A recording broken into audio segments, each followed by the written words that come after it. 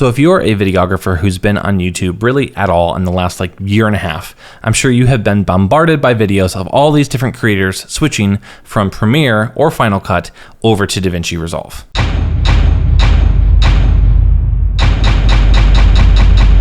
It literally feels like every time I open my YouTube, there's a new video of a new creator that I've been following for years who's making the announcement that they are making the switch from Premiere or Final Cut over to DaVinci Resolve. And honestly, this piqued my interest. And so about a month and a half ago, I decided to download the free version of DaVinci Resolve and honestly just see what's all the hype about, and does DaVinci Resolve live up to all this hype that people keep talking about.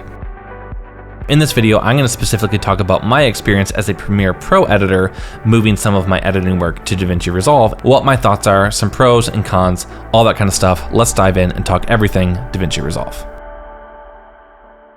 So when people talk about their reasons for switching over to DaVinci Resolve, they typically list three specific things: stability, speed, and price.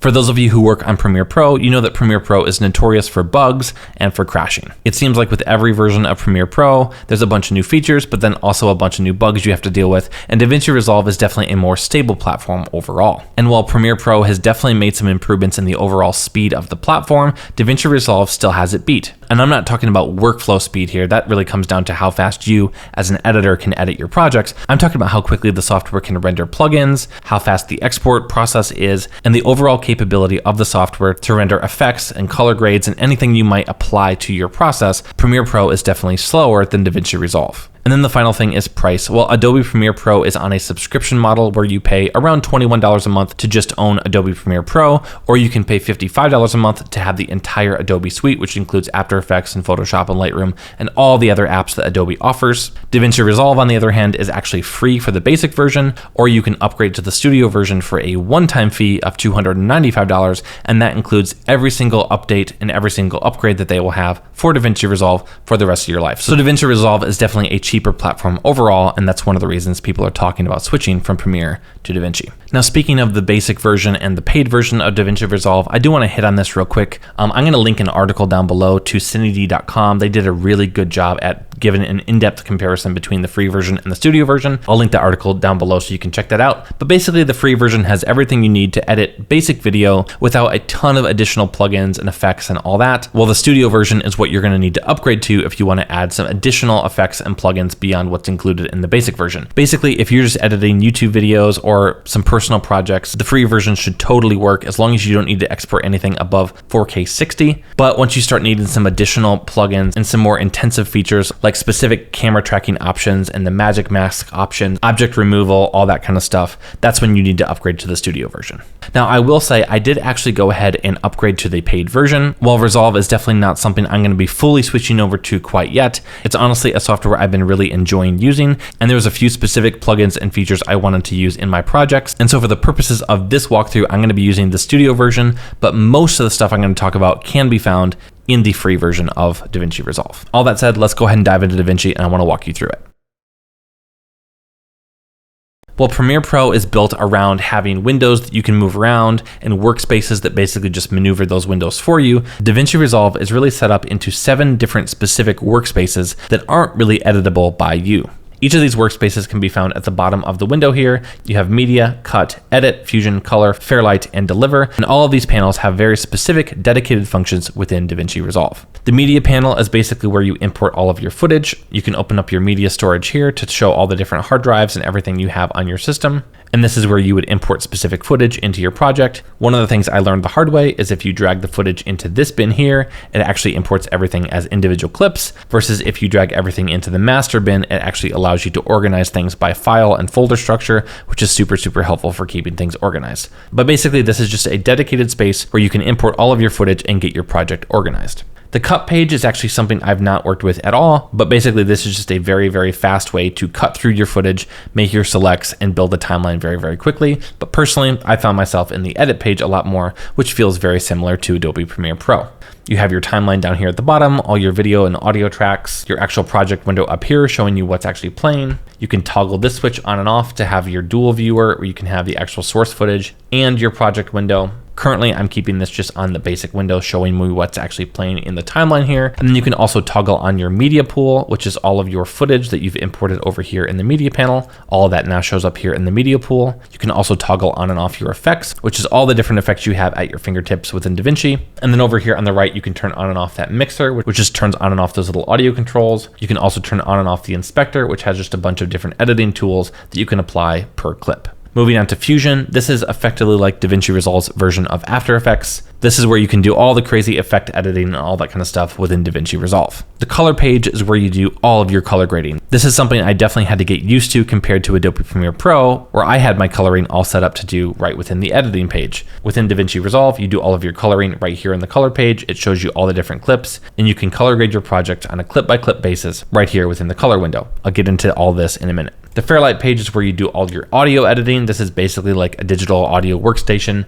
built right into DaVinci Resolve. It's honestly pretty powerful and I've been pretty happy with it, but basically this is just a dedicated space to do all of your audio work. And finally, there's the Deliver page, which is basically just how you export your project. Now, the one thing I will say I really love about DaVinci Resolve is that you can actually edit. If you see this up here, you can render individual clips if you want to. And so this allows you to literally export every single individual clip that's in your entire timeline, which can be really, really helpful in specific situations. And so I just love that they have that option. In Premiere Pro, you'd have to create sequences or do in-out points for every single clip. In DaVinci Resolve, you can just click one little button. So let's go ahead and dive back into the edit page, and I want to tell you a few of the things that I've learned to really, really love about DaVinci Resolve. The first thing is all of the different inline effects and plugins that they have built into every single clip.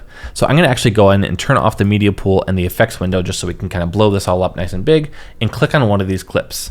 I'm going to make sure the inspector is turned on, and if you see up here, you have the transform tools, which are very similar to what you'd see in the effects window in Adobe Premiere Pro, where you can zoom and position and rotate and all that. But you can also flip the clip. You can do vertical flip. You also have cropping tools right here. You have dynamic zoom, where you can literally tell DaVinci Resolve, I want you to slowly zoom into one specific spot in the clip. You don't have to keyframe that. It's very, very intuitive. You also have your basic compositing modes, and then you also have stabilization, lens correction, and retiming options right within the inspector window here, and this is per clip. In Premiere Pro, you literally have to drag warp stabilizer in, you'd have to drop a crop plugin in, you'd have to drop a vertical or horizontal flip plugin in, and all of that takes time when you're editing. I love the fact that in DaVinci Resolve, all those basic things that you need to do basic editing are just right here on a clip-by-clip basis. The same thing is true when you switch over to audio editing. If I click on an audio clip, now you have your basic volume and pan, but you also have voice isolation, which is like their version of noise reduction. You also have the dialogue leveler, which is basically think like a compressor that helps bring down some of those high points, raise some of those low points, and this just helps make your dialogue a more level clip across the board. You'll also have an equalizer built right in. This is something that, again, Adobe Premiere Pro doesn't have this built in line with the clips.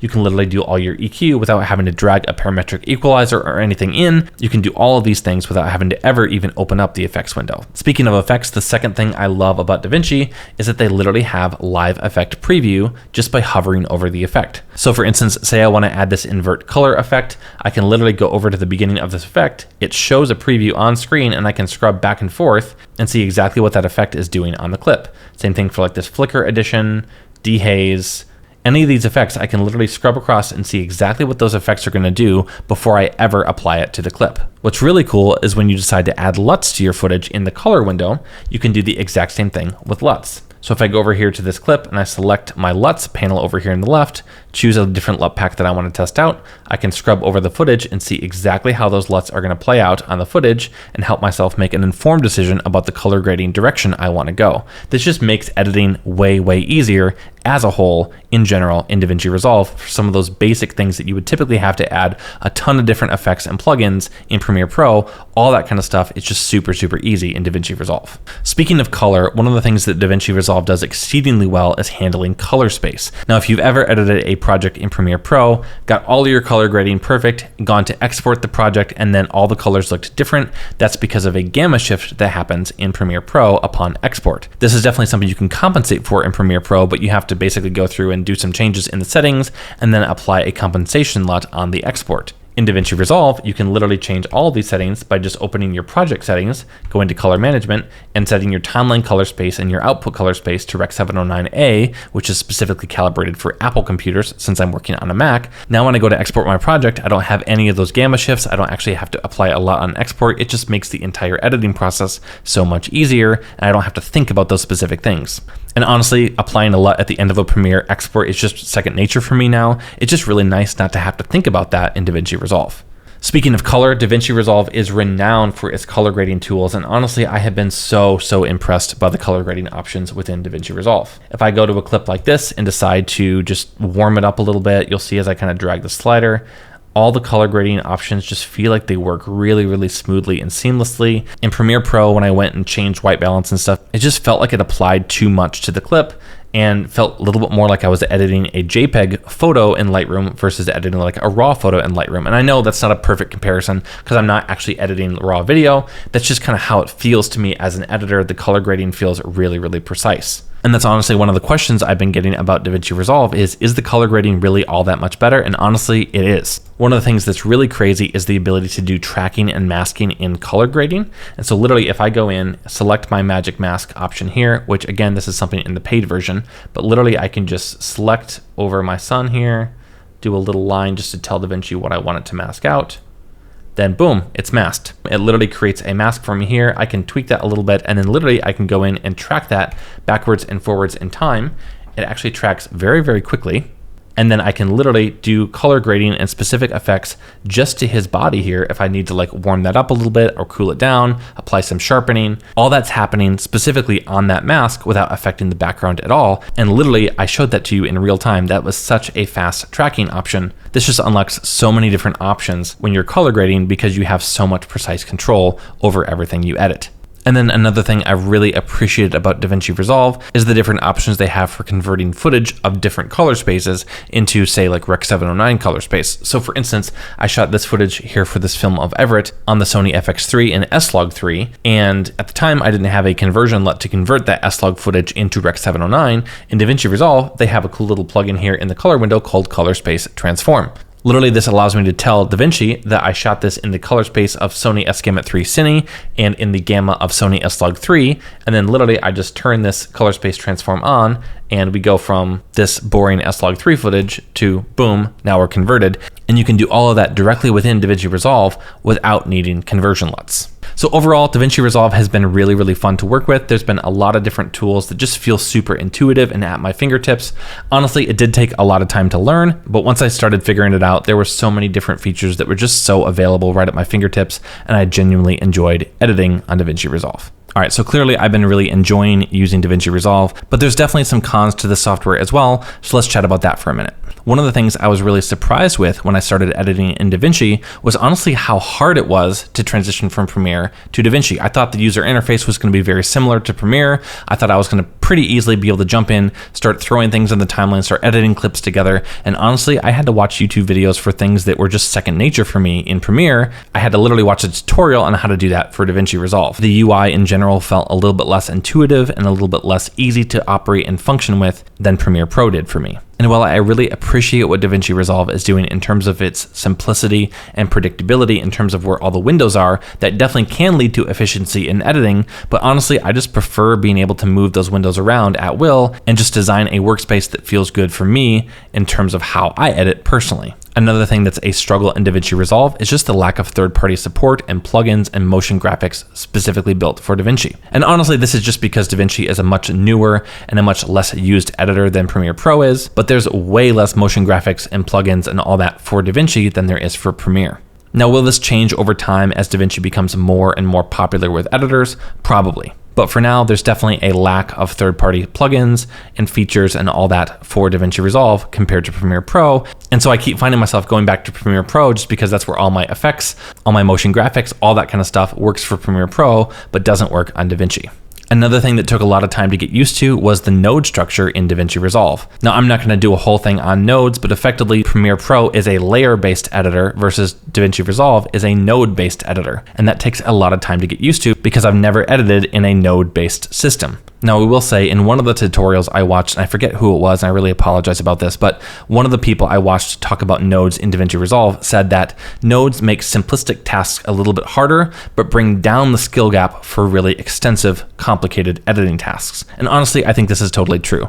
There's some things that I would probably never even think about doing in Premiere Pro and After Effects just because it would take so much work, whereas in DaVinci Resolve, because of the node-based structure, I can actually think about approaching that type of an editing project. Now, does this make some simplistic edits a little bit more complicated? Yeah, it totally does. But I think the more time I invest into learning nodes and node-based editing, it definitely will make my edits better and allow me to do some things I never would dream of doing in Premiere or After Effects. And honestly, the last thing I really didn't like about DaVinci Resolve is just that I'm unfamiliar with it. And I think a lot of the things I've already talked about are just because I don't know how the system works. I've only been in it for a few weeks. I've only edited a handful of projects on it, and I'm definitely not an expert in DaVinci Resolve. And obviously, the more time I spend in DaVinci Resolve, the more I'm going to feel comfortable with it. But I definitely find myself continuing to go back to Premiere Pro to edit videos. In fact, that's why I'm editing this video on right now about DaVinci Resolve in Premiere Pro, just because I'm more comfortable, I'm more familiar, all my motion graphics are there, and I just feel like I'm a faster editor currently in Premiere Pro.